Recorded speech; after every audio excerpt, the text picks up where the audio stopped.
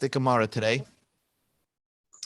and this is Masechta Chagigah. Just to be back up into the Mishnah for a second, the Mishnah discusses two parts. The Mishnah discusses Hakol Chayov and Beri'iyah. Everybody is obligated to go up to the Beis Hamikdash 3 times a year for the 3 holidays, and also is obligated to pay for a carbon oila and a carbon shlomim. We're going to learn more about that later, but everybody is obligated to do so, chutz, except the following people: cherish, somebody who's deaf, and we learned that this is somebody who's deaf and can't hear and speak is usually somebody who's an imbecile. But here, even if you just cannot hear and you could speak, you're not obligated to go to the Beis Hamikdash. Shoita, somebody who's an imbecile. V'katan, somebody who is under bar mitzvah. And the tumtim v'androginus, we're going to discuss that today. The noshim and women. Okay, so now we're discussing shoita. Okay, we're up to Daf Gimel Amid Beis, and we're up to about 2 lines from the narrow lines. Tanu Rabbanan. Here we go. Let's go. So we said in the Mishnah that somebody who is an imbecile, right? Let's say somebody who doesn't have control over himself, or is so then the Mishnah certainly says that person is potter because he has no, his brain doesn't have the capacity to do any mitzvah. So that's not what the Mishnah is trying to teach you over here. Fascinating. The Mishnah is trying to teach you somebody who's very, very normal, and you think he's normal, but there's 2 or 3 things that he does that indicates that there's something wrong with him, that he has potential to go postal, basically. So the Mishnah, the Gemara gives you an example. Tanu Rabbanan, Ezehu Shaita. Who is considered a Shaita? Again, we're not talking about somebody who's retarded or anything like that. That's obvious. He can't do any mitzvah. We're talking about somebody who's very, very normal, but he does, as an example, the Brisa brings a couple of things that if you see him do this and you have no explanation why he's doing this, then you have to assume that he has no control over his mind. And therefore, he is not obligated. You got to tell him that you don't have to go up to, and he's not obligated to also, he's not out of, going postal means, it's an English word, means that it's somebody when you see he's a postman and then all of a sudden they come in and start shooting everybody. You know, that happens because he looked normal in all other situations. And you talk to him, but there's something about him that's not normal. So the Mishnah, in Canada, they call it going mental. Mental. Right. But postal, because they used to say by the post people, they're doing the same job all the time.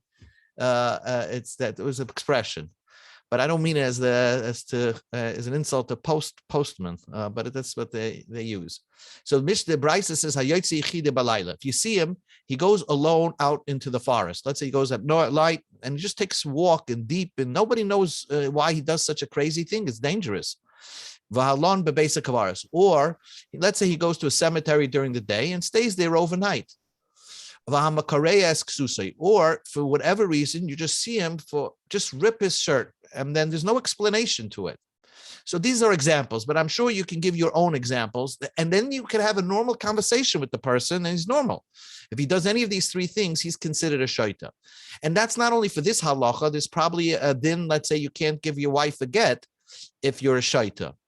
So so we learned in a machlokes. Rav Huna ama achiye kulam babas achas. He has to do all 3 things. In other words, you can't make a determination that a person's a shaita if he does one of these things.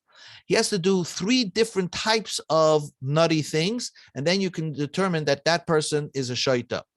Rabbi Yochanan says, afila ba'achas, man, even if he does one of them. Now, not that he does it one time, he does it like 3 or 4 times. You see, let's say he's going alone at night, 3 or 4 times, you see him, that's his habit. It's a dangerous thing. And he continues to do that. You can assume that there's something with him and that he's a shaita. So the Gemara wants to understand this. Hey, Chadami, what is the case when he does these nutty, oddball things? If he does it in a not normal manner, right? You have no reason why he does such a thing. So then afila b'chadanami. So why does he have to do all 3 things? Even with one of these crazy things, he should be considered a shaita. But if he's not doing it in a not normal manner, let's say you could understand why he's doing it. Let's say he's going out at night because he's looking for a lost object in the forest or whatever it is. So you have a reason to explain it away.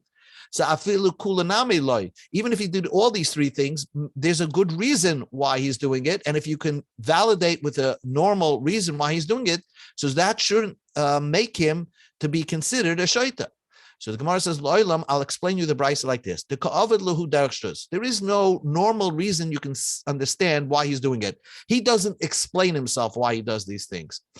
But I could give a semi-excuse why he's doing it. If he's sleeping in a cemetery,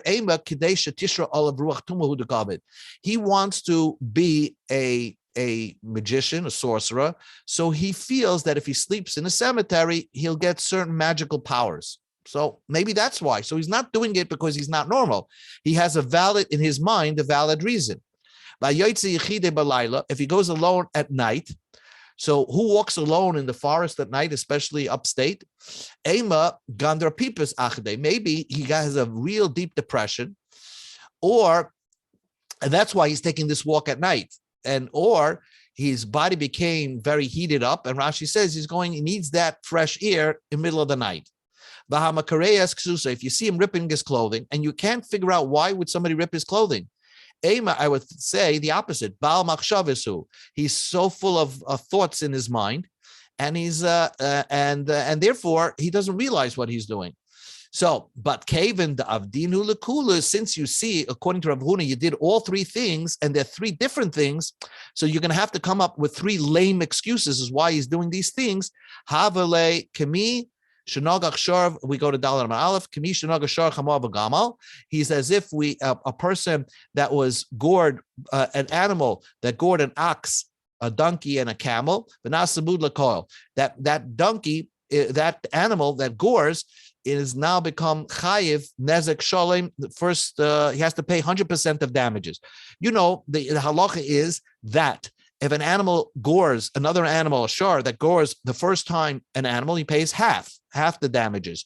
If he gores 3 times the same animal, that means by the 4th time when he gores, he pays full damages. Okay, so the Torah gives you a leniency the first time. But what happens? You have an animal that gores 3 different types of animals: an ox, a donkey, and a camel. So you see from here that this animal is a wild animal, and he's not particular about what animal he's going to gore. It's a wild animal, and therefore, by the 4th time he does it, he has to pay nezek shalem. He has to pay the full damage. The owner has to pay the full damages. So same thing over here. If he would do one thing, and he does that often, I could give a lame excuses why he's doing it. But now that he's doing 3 different things, and you have to give 3 different lame excuses, the best excuse is that the person's a shaita, and therefore he's potter on all this mitzvahs, and he's potter, of course, to bringing him up to Yerushalayim on the 3 holidays. Amar Rapapa wants to prove that Rabbi Yochanan is correct. You don't really need to do all 3 things. If you do one not normal thing, but you're doing it often, that's considered to be a not normal person. Because Isha Mia Leila Rav Huna, Rav Papa said, if Rav Huna, who said that you need to do all 3 things, would have heard that the following brisa, the brisa seems to say you need to do one nutty thing. Ezehu shaita. What is considered shaita? Zeh hama'abed kol mash noislam. And he loses everything you give him. You give him money, it's lost in about 5 minutes. You give him something nice, a watch, he leaves it around. So that is called a shaita. And therefore, that the brisa doesn't say that you need to do all 3 things. He does one nutty thing. You can't trust him holding on to anything. So the brisa says all you have to do one thing. So if Rav Huna would have known of that brisa, he would have had a regret and would have said, "You're right. All you need to do is one thing." So the Gemara says, "Ibaylahu." You tell me Rav Huna would have had a regret, but he have a hodabe mi mekarei ksuse huda have a hodabe. He would have said that from ripping your clothing, he would have had charakta, because ripping your clothing is the same thing as losing what's given to you. You're destroying good items that you're supposed to keep in your possessions. You're destroying that. So that is the dam yelaha. That is very similar to that point of a shaita, hama'abed kol mash noisin loy. Oidilma, but maybe mikuli have a hadabe, but maybe would he regret all of them? That means that lamba basic kvaris alone is enough, or what's the other one? Or yotzi chide balayla, going out alone at night. Do you need even then? The brisa only implies that losing what's yours, what's given to you, like ripping clothing. That's one nutty thing that you could determine in shaita. But maybe the others, you need to have all three. In other words, if you go out yechide by laila, that's not enough to determine you a shaita. You need to have sleeping in the base of kvaris and doing one time ripping your clothing, because if you rip your clothing often, so that's enough. But if you rip it one time, that doesn't determine you a shaita. So maybe Rabbi Huna would hold by the other two things, you need to combine it with another shaita thing. So he wouldn't have complete regret. He would only have the regret in saying that ripping your clothing, you need to do more than just that. So the bottom line is I think halacha paskim, if you see that the person does one thing that's totally nuts and there's no real explanation that you can give to it, and he just continues to do that, and that's his nutty thing, he's a shaita. And prashtus, you have to question whether he's able to give a get. Okay, back into the Gemara again. One of the things, up to Dalet Amud Aleph, 7 lines from the top, we said the tumtim ba'androgynous. A tumtim is an ambiguous person. He's ambiguous. You don't know if he's male or female. But probably through a surgery, you can determine if he's a male or female. Androgynous is what it sounds like. It's intersex, somebody who has both traits of male and female. So both of these types of people are not obligated to come up to the Beis HaMikdash. Tanu Rabban, the rabbis taught, Zohar, the Torah says that 3 times a year, I want all males to be there. Sholish pa'amim bashana yero'eh kol zuchurcha. So it says Zohar, a male, lahaytis anashim, that women are not obligated to come up into the Beis HaMikdash during the holiday. Zuchurcha, your males, so it's an extra. Lahaytzi tumtim va'androgynous. A tumtim, again, is an ambiguous, and androgynous is androgynous. So kol zuchurcha, that they're also not obligated to come. And they could be very normal people. And we'll see what the Gemara discusses. Kol zechura, every male, l'rabbi sisaktanim, that even young children have to come up into the Beis HaMikdash. So Amamar, we learned above, and let's explain the brisa. Zachor, it says Zachor l'hoitzes anashim. A woman is not obligated to come up to the Beis HaMikdash, right? Why do I need a pasuk to exempt a woman from this mitzvah of shalish regalim? Michte, let us see. Mitzvah say shahazman gramahi. It's a time dependent mitzvah. The whole mitzvah say shahazman grama, any time dependent mitzvah, like tefillin, right? It's supposed to be put on during the daytime, or lulav, it comes at a certain time. Nashim paturis. So this is a time dependent mitzvah that's dependent 3 times a year. So we have a cloud that those mitzvahs says that are time dependent, a woman is pater. So I don't need a pasuk for that. Now, how do I know that? I know that just like a woman is pater from tefillin, so we imply that and there's a pasuk v'shnantam lebanecha and tefillin, that women are not obligated to teach their children, and they're also not obligated to put on tefillin. So every mitzvah say that is time dependent, a woman is pater. So why do I need a special pasuk over here to tell me that a woman is not obligated to go up to the Beis HaMikdash? So the Gemara says, Itzrach, I need it. Salkadai techamina, I would have thought that Nelev Re'iyah Riyah Mahakel. I would have said that it says Re'iyah by Shalosh Regalim. You have to appear in the Beis HaMikdash during the 3 holidays. And there's a Re'iyah Mahakel. There's a mitzvah in the Torah that after the 7 years, let's say today is Shemitah year, right? So if you would go up to the Beis HaMikdash, if you would, after this year, Sukkot time, there was an obligation once in every 7 years, 8 years, that the 8th year, every person has to go up to the Beis HaMikdash, crowd into the shul in the Beis HaMikdash, so to speak, and the kohen the melech would read Mishnah Torah to the people. And there the Torah says Hakel Noshim v'Noshim v'Tav, and it says the word Re'iyah over there. So I would say malahalan, just like that mitzvah that it comes once in 8 years, Noshim Chayavis. The women are obligated to go into the base of Migdash. Avkan Noshim Chayavis. I would think also over here by the regular 3 Yom Tovim that women are mechuyev in the obligation of Shalosh Regalim. Kamash Malon. So the pasuk tells us no, women are not mechuyev in the mitzvah of Re'iyah by Shalosh Regalim. Fine. Amamar, we learned before, Zechurcha Lahaitzi, that exempts Tumtim Vadroginus, an ambiguous person and androgynous. So the Gemara says, Bishlam, it makes perfect sense, androgynous, Itzrach. I need to tell me an androgynous doesn't, a person that displays traits of a male and female,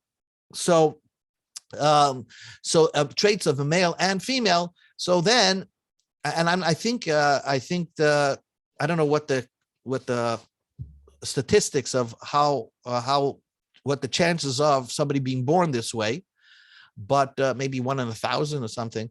But I need it. I need the Torah to tell you that you're potter, because Salka Daita Chamina, I would have thought that this guy is obligated to come up to the base of Migdash. Hoyel v'islate sad zachras.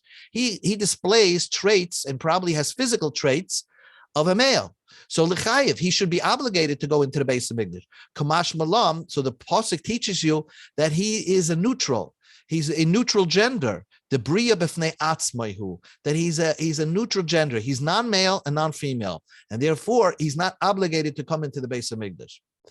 Ella, so that makes perfect sense. But tumtim is somebody who has, let's say, a membrane covering their organ, and therefore you cannot really determine without a surgery if that person is a male or female. So when you after the operation, you will determine, or after X-rays, you will determine if that person's male or female. So, but up until that point, sveikiu, we have a doubt if it's male and female. And the Torah says this doubtful person is not obligated to go up to the base of Migdash. Do I need the pasuk to exempt a suffix? He's a suffix. Suffix de'oraisa means lekula. That means if you're not sure if you're obligated or not, and it's a mitzvah in the Torah, you go lenient. So at worst, this person is a doubt. You don't know if it's male or female until you determine by an operation. But if you don't know if it's a male and female, that person should not be obligated. So I don't need a pasuk to tell me that this tumtan is not obligated to go up. Amar Abai, yes, you do. The tumtan that we're exempting over here is that you already have indications that he is a male. Why? The testicles are on the outside, but the organ is still pressed in. So you have a determination that he is a male, but he doesn't display like a normal male. He doesn't display himself like a normal male. So therefore, he is not obligated in the mitzvah of going up to the base of Migdash. We learned before that even young children have to go up. So, Freik the Gemara, we learned in the Mishnah that a cotton does not go up to the base of Migdash. And now you tell me that a cotton does. It's not difficult. A cotton that you're supposed to train, so then he's obligated to go up. And our Mishnah that says a cotton is not obligated is talking about a cotton that's an infant. That's not, you can't train that cotton. So what do you mean? The pasuk is telling you that you have an obligation to bring a cotton under bar mitzvah if he's capable to be trained, let's say a 10-year-old, but that's at best, it's only a drabanim. To train a katan is only a drabanim. He has no personal obligation to go up, and therefore it's only it's a mitzvah deraisa to train him. But but he himself is not obligated. Maybe the whole mitzvah of chinuch is only drabanim. So he himself shouldn't be obligated midaraisa. So how could the pasuk tell you that he's obligated? So the Gemara says, "Ein hochinami." In truth, it be told that a cotton has no Torah obligation to go up to the base to Oila Regel. Ukra smacht ba'alma. It's just a hint, but really it's only a mitzvah derabanan to bring him. So ve'ela kra l'may asu. So what is the pasuk used for? The Torah says a big chiddush over here. Acherim teach you. Acherim oimrim. Acherim is another name for Rabbi Meir. So he said like this. There's another type of male normal males that are not obligated to go up to Re'iyah. Hamakamet, somebody who deals in dog manure. Vahamatsaris nechaishes, somebody who mines copper. Vahabursi, somebody who works in a tanner. So what's the common thread of all these people? They have an awful body odor that allows them only to be around their kind. They can't be around other people because people can't be next to them. So all these people are paturim min hariyah, a potter from going up. Why? The pasuk says God wants to see only kol zechurcha, somebody who could be around all males. You could put this person with any male, and nobody has a problem standing next to them. Yatsu elu, we exempt these people. They can't be part of the group with all males because they have this awful body odor. So that was kol zechurcha is marba, that it has to be a person that has a type of vocation that doesn't cause him to be repulsive standing next to somebody. The Mishnah says noshim va'avodim she'enim mechasham, and slaves that are not free. So they're not obligated to go up to the Beis Hamikdash. We just told you that women are not obligated in this mitzvah of Oilus Riyah. Ela avodim menolan. How do you know slaves are not obligated? Rav Huna said, Amakra el pnei ha'adain Hashem. If you have a goyish slave, by the way, he's obligated in all mitzvahs, just like a woman is obligated. So the Torah says only people who are coming to see their boss God, that's who's supposed to come up to the Beis Hamikdash. So only somebody who is obligated is somebody who does not have ela odan echad, only one boss. If he has another boss, so then he's not obligated. And the slave, a Jewish-owned Goyish slave, is not obligated because he has a master, he has a boss. So the Gemara says, Halam al-Yikra, why do I need this pasuk to tell you that a slave is not obligated to come to the Beis Hamikdash? Michte, once we know that a woman is pater, slaves are pater. Kol mitzvah she'isha chayav ba, any mitzvah that a woman is obligated, eved chayav ba. A slave is obligated. Kol mitzvah she'eina isha chayav ba, if a woman's not obligated, eina eved chayav ba. A slave is not obligated. The gama la lama isha, because we have a gzeira shava, which we'll learn in Gittin and other masechtas, that always tells you that a slave has the exact obligation as a woman. So once we already excluded women from the mitzvah of oila regel, so obviously, a slave is not obligated in the mitzvah of oil regel. Ravina explained it. I don't need this pasuk of a pnei ha'adain Hashem. A person was owned by two people, and one of the slave masters freed him. So now this person is a half a slave and a half a free person, half a Jew and a half a slave. So therefore, I would think that the half part that is a free person should obligate him to come up, like we just saw before by androgynous. If it wasn't for the pasuk, I would think they were obligated to oila regel. So since he has another boss, that's why the part of him has another boss. He's potter. And Deikaname, it's precise. The Mishnah is precise that it's talking about a half a Evan and a half a Bad Chayrim. The our Mishnah says, Noshim va'avodim she'enim mishchorarin, that slaves that have not been freed. What does the Mishnah mean to tell you that slaves that have not been freed? If the Mishnah is talking about a slave that's not freed at all, listening avodim stoma, let the Mishnah just say avodim, and that's it. Don't tell me it's not freed. Every slave has not been freed. That's the definition of the word slave. Elalav, it must be that our Mishnah is hinting at a type of slave, it's not completely freed. Uman ninhu, what is type of slave is that? Somebody who's a half a Eved and half a Ben Chayrim. He also is potter from Re'iyah, even though the part of him that's Ben Chayrim would be obligated. The pasuk says you need to be Pnei Odin, you have to have only one boss, not two. Shema Minot, it's proof that's what our Mishnah means. Then our Mishnah said, Vachiber, somebody who's limping. He broke his foot and he's limping. Of Asuma, somebody who's blind. Vachoila, somebody who's sick. Vahazakin, somebody who's old. And old people walk slowly and have a difficult time walking. They need to be brought on a wheelchair. All these people are not obligated for the mitzvah oila regel. It has to be with your foot. You have to be capable of walking. Turn around, regalim. The Torah says 3 regalim, prat labali kabin, that excludes somebody who has a prosthetic foot. In other words, his foot is missing and they have a fake foot, a wooden foot. even though he could walk on it, he's not obligated to oila regel. Davar achar, another meaning of regalim, prat, it excludes the chiger, a limping person, the a sick person, the suma, a blind person, because a blind person, although they can walk, needs somebody to guide them. Uluzakin, an old person, she'ena yochel alas baragel, somebody who can't go with his feet. Now, she'ena yochel ragas, that's the end of the brisa. She'ena yochel alas baragel latu yamai. What is that coming to include? Isn't that somebody, a limping person?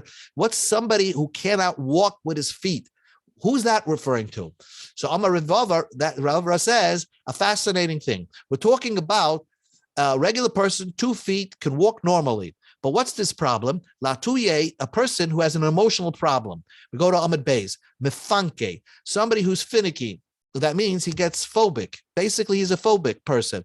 And what's the problem? When you get to the base of Migdash, you got to take off your shoes. You have to walk barefoot in the base on Harabayas. So he can't walk barefoot. He always needs shoes on him. He has this phobia. So therefore, such a person, we understand that, is potter from Oila Regel. The Ksiv, it says in the pasuk, there's a pasuk that says that you trample in the chatzar. That means you use your feet, only your feet, no shoes in the temple. So that indicates that if somebody cannot do that, he is not obligated in Re'iyah.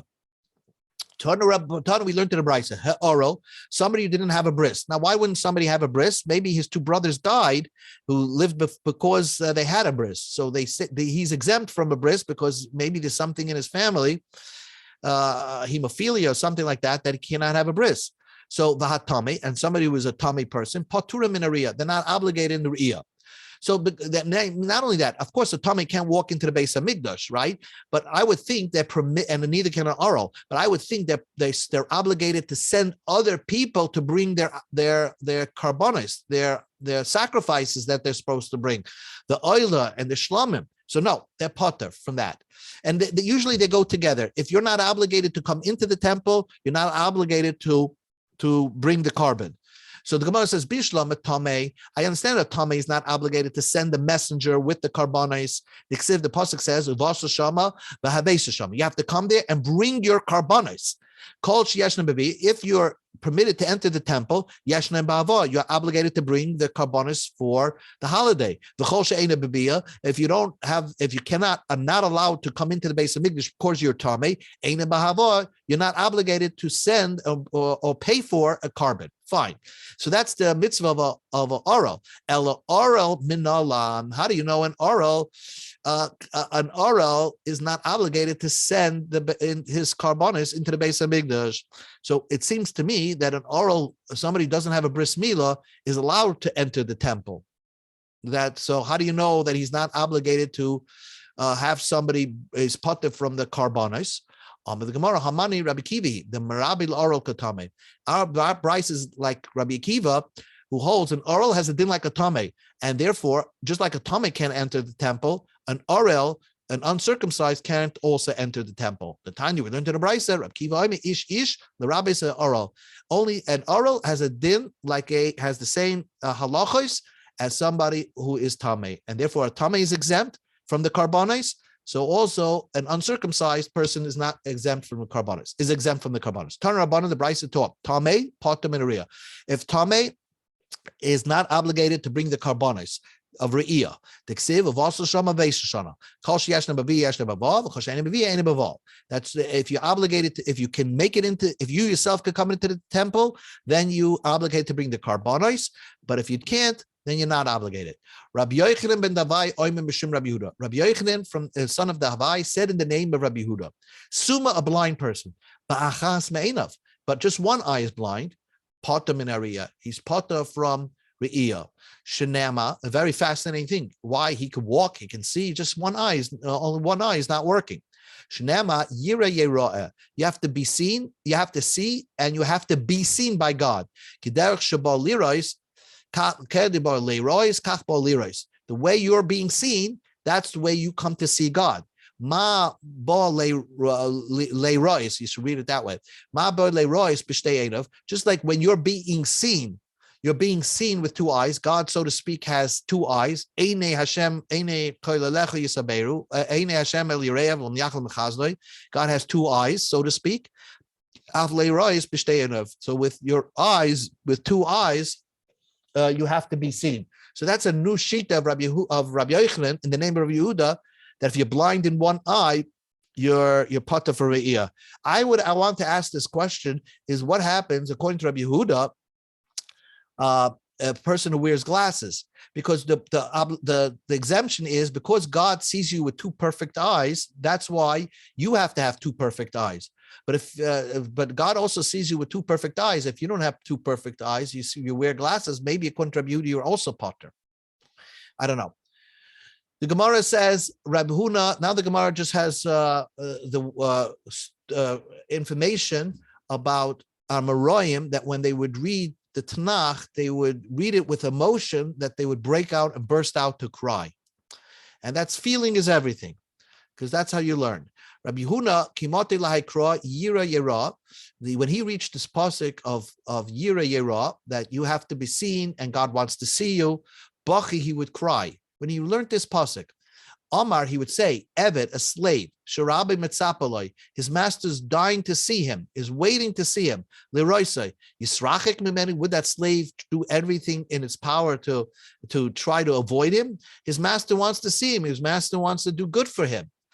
Diksiv, the Kizivoya, Leroy's Panai, me Bikazais Miatcha Ramais Chatzarya. When you come to see me, God is so angry at the Jewish people. Who wants you here to trample my temple? In other words, when the Jews, God technically in the Torah says, I want to see you, I'm dying to see you 3 times a year, come here and let's spend time and have a drink with each other. And then when you do Averis, are you going to try to avoid that meeting? And God will be so disgusted, doesn't want you in the Beis HaMikdash. Next pasuk, Rav Huna Kimat Lahaikra Bachi. Rav Huna, when he would come to this pasuk, he would also cry. Pasuk says, "V'zavachta shlomim v'chalta sham." When you come there to the Beis HaMikdash during the holiday, you shlecht shlomim and eat there. Evet and shlomim means you're giving some of the meat to God and you're eating, so to speak, from God's table. Evet sherabe mitzapeh lechal al shulchano yisrachem imenu. A slave that his master wants to sit and have the meal with him, take him out for dinner. He's going to do everything to distance himself from his master. His master loves him. God says, when you're doing bad, I don't need your karbonas. I don't want to eat with you. So, boy, we have a great opportunity on the holiday to have this great connection with Hashem. So throughout the year, we should always build ourselves up for that connection. Rabbi Lazar, when he would reach this pasuk, he would cry. Rabbi Lazar, when he reached this pasuk, he would cry. When Yosef revealed himself to his brothers, the charade was over, and he said, "Ani Yosef." They were so shocked. The brothers could not answer him, kiniv halu, because they're mipanav. They were in a confused state of mind. If halu means confusion, mipanav being in his presence. The musar, the rebuke of a basar v'adam, when suddenly you're faced with the truth in front of, let's say, a judge. So, and you're shocked into that you can't say a word. So we see that in the Chumash, that's what happened to the brothers. Kach, you should use this as an example that Lasud Lavai, when you're going to face the great judicial tribunal, you're going to face the rebuke of the Holy One, of God. Al-Achas of your creator, Al-Achas Kavakama, certainly you're going to be in such a confused state of mind that you're not going to be able to answer yourself. You'll be shocked at the judgment. Right? People always say, when I get up there, I'll be able to say this and this to God. Wait till they get up there. You see, you can't do it. Rabbi Lazar, Kimati Lahaikra Bachi. Rabbi Lazar, when he reached this pasuk, he started to cry. It says like this: Vayayma Shmuel El Shoel, Lo Mehagistani Lalois Oisi. Why did Shmuel was brought up through witchcraft by the witch after he died, because Shaul wanted to ask him a question. That's what the Tanakh describes us. And he got so nervous. When he got called up, he thought he was going back to being judged again, and he was so scared. Us, when we face that big judgment, it's going to be a scary time. Every second of your life will be displayed before you, and you have to give din v'cheshbon on that. Shmuel Mahi, how do you know Shmuel was afraid? The pasuk says, "V'toymei Isha," the woman said, El Shoal Shoal Elakim Reise Olam. I see two people coming. Now I called up only Shmuel, and now I see two people. Olam Trei Mashma, two people were coming. Chad Shmuel was coming. Vidach, who was the other person with Shmuel? The other Shmuel Shmuel brought Moshe Rabbeinu to be with him because Shmuel thought he was being judged again. He's going back to the court. Amalei is being dragged into court. Amalei said, Moshe, come with me. Maybe I'm being dragged into court again. Come with me, protect me. Priya, my witness, that there's nothing that you wrote in the Torah that I didn't keep. So we see that Shmuel himself, the great tzaddik, he was so nervous of being called into the court, the heavenly tribunal. So certainly us should be afraid of that. Rabami kimoti lahai kra bachi. Rabami, when he came to the following pasuk, cried. The pasuk says in Eicha, yitain afa piyuk ula yesh tikva. You'll put dirt in your mouth, maybe there's hope. Amar kula hai v'ulai. You'll put dirt in your mouth, trying to do tshuva on everything that you did, and v'ulai, maybe there's hope because doing a sin is such a great thing. That's not so easy to do tshuva, so easy. Rabami kimoti lai krabachi. Rabami, when he reached this pasuk, he would cry. The pasuk says, "Bakshu sedek, bakshu avanova." Search to do things correctly, and search humility. Ulay tisrasu b'yayim al Hashem. Maybe that will be like a way to protect yourself the day that God is angry. That means you do everything 100% perfectly, and you have humility. Maybe you'll be saved when God is angry. Ama kula hai v'ulay. You do all that, and maybe you'll be saved. Rabbi Asi kimoti lahai kra bachi. Rabbi Asi, when he came to this pasuk, he would cry. Sinu ra, hate evil. V'havish toiv v'atzigi b'shar mishpat ula yechnan Hashem l'kei tzvayis. Kula hai v'ulay. You're a person that hates doing evil, love doing good, and you'll be able to stand by the court of the courthouse. Maybe Hashem will show grace to you. You hate ra, you hate evil, and you love toiv, and still it's it's not sure that you'll be. And then this is the final thing we'll learn for today. The end of Daf Daled Amud Beis. It's one of the most famous Gemaras. Rav Yosef kimoti lahai kra bachi. Rav Yosef would reach this pasuk, he would cry. V'yesh nispeh b'loy mishpat. Some people die, and there was no heavenly tribunal up there to determine that he should die. In other words, some people die before their time. Let's say they were supposed to live till 80, and they ended up dying at 30. Why? How is that possible? So Rav Yosef was questioning that. Is it possible to die before your time? If you're declared to live a certain amount of time, you have to live those years. So Gemara says, it is possible. He was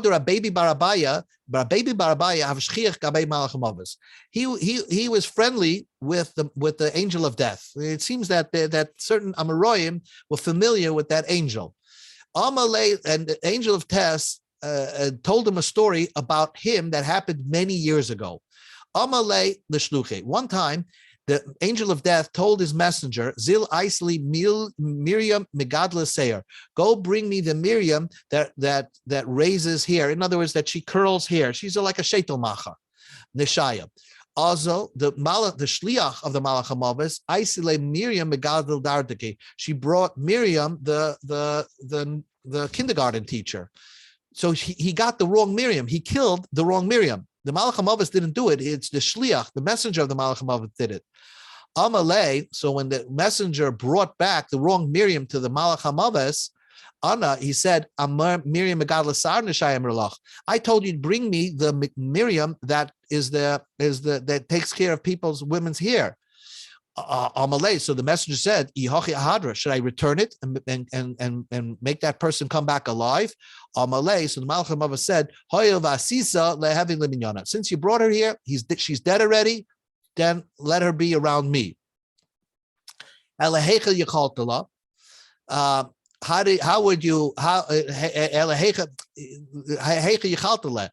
you able to kill this woman if it wasn't her time? So the shliach answered, the messenger answers, she was holding a poker in her hand. We'll go to Chayam and Aleph, a few lines. Tanura. She was stoking the coals of an oven. She took one coal and accidentally fell on her foot. Katcha, she got burned. Isra Mazla, and her protective malach got weakened. And that's I was able to catch her and kill her. So that's how the shliach got this wrong woman to die when it wasn't her time, because she was supposed to bring the other Miriam, and she brought the Miriam, the school teacher. So Amalei Rav Biba Abaya said to the Malcham Avos, do you have permission to do something like that? Amalei. So the Malcham Avos said, there's a pasuk says, sometimes people die and it's not their time.